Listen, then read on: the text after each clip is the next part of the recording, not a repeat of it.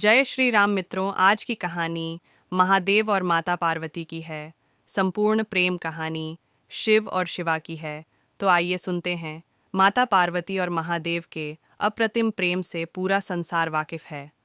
कहते हैं कि उनके आगे प्रेम की पराकाष्ठा भी छोटी महसूस होने लगती है। कई ऐसे पौराणिक किस्से भी सुनने को मिलते हैं जहां देवी देवताओं ने स्वयं भोलेनाथ के प्रेम को असीम और अनन्य बताया है। शायद यही वजह है कि महादेव ने मां पार्वती को अपने आधे अंग पर स्थान दिया और स्वयं अर्धनारीश्वर कहलाए। पुराणों में वर्णित है कि पार्वती जी ने शिव जी की अर्धांगिनी बनने के लिए 108 बार जन्म लिया। अंतिम 108वीं बार में वे पार्वती जी बनी। पार्वती जी के स्वरूप से पहले उनका जन्म दक्ष प्रजापति की कन्या के रूप में हुआ। तब उस जन्म में भी उन्होंने प्रेम से वशीभूत होकर शिव संग प्रेम विवाह किया। परंतु उनके पिता प्रजापति की इच्छा रही थी कि सती विष्णु जी को वरण करें ताकि वे सब प्रकार के वैभवों से युक्त व प्रसन्न रहे। पर सती तैयार न हुई, बल्कि उन्होंने घोषणा कर दी कि मेरा वास्तविक सुख तो महादेव में निहित है। सती रूप में शिव जी की भक्ति की और दृढ़ता से उन्हें पति के रूप में पाया। इसी बात से दक्ष प्रजापति शिव जी के विरोधी बन गए और अपना सबसे बड़ा शत्रु अपने ही जमाता अर्थात शिव जी को मान लिया।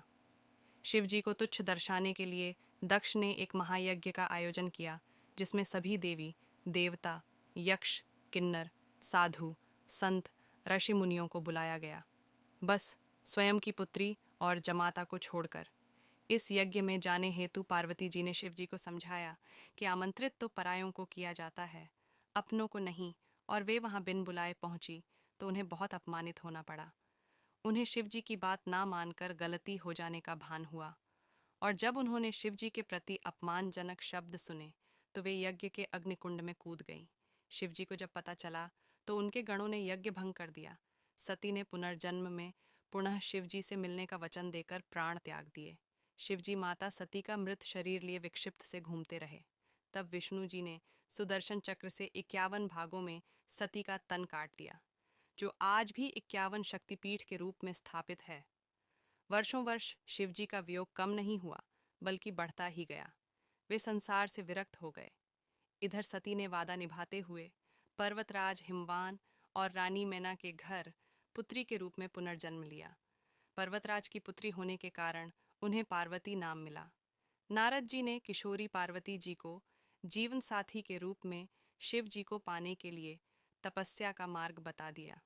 तब पार्वती जी ने अपनी सखी को हृदय की बात बताई तो उनकी सखी उन्हें घोर ब्याबान जंगल में लेकर गई, जहां पार्वती जी ने अन्न जल का परित्याग करके विभिन्न कठोर से कठोर तप सहस्त्रों वर्षों तक किए।